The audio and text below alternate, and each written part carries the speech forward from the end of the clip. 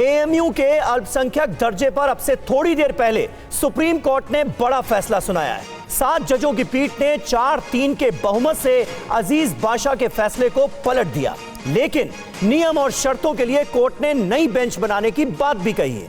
Court ने कहा है कि स्टेटस, नियम और शर्तों का फैसला आगे नई बेंच करेगी, यानी 3 जजों की बेंच करेगी। आज का जो फैसला था वो 7 जजों की बेंच का फैसला था, जिसने 4-3 के बहुमत से यह फैसला दिया है। हालांकि फिलहाल एएमयू का अल्पसंख्यक दर्जा बरकरार रहेगा।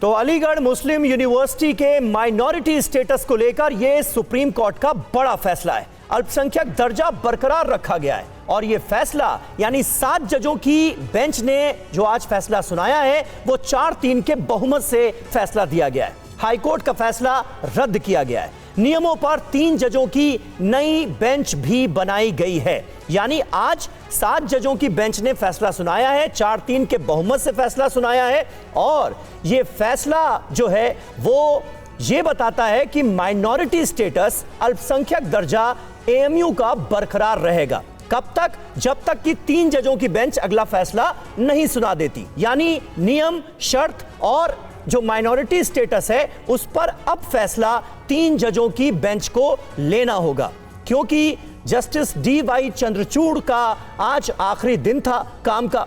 लिहाजा अब जो नए जस्टिस आएंगे, जस्टिस संजीव खन्ना, वो 3 जजों की बेंच बनाएंगे और 3 जजों की बेंच अब इस मामले की सुनवाई करेगी। यह क्लियर कर दिया गया है सुप्रीम कोर्ट की तरफ से। आज सुप्रीम कोर्ट की 7 जजेस की खंडपीठ ने एक डिसीजन दिया है, जिसमें मेनली 2 इश्यूज थे।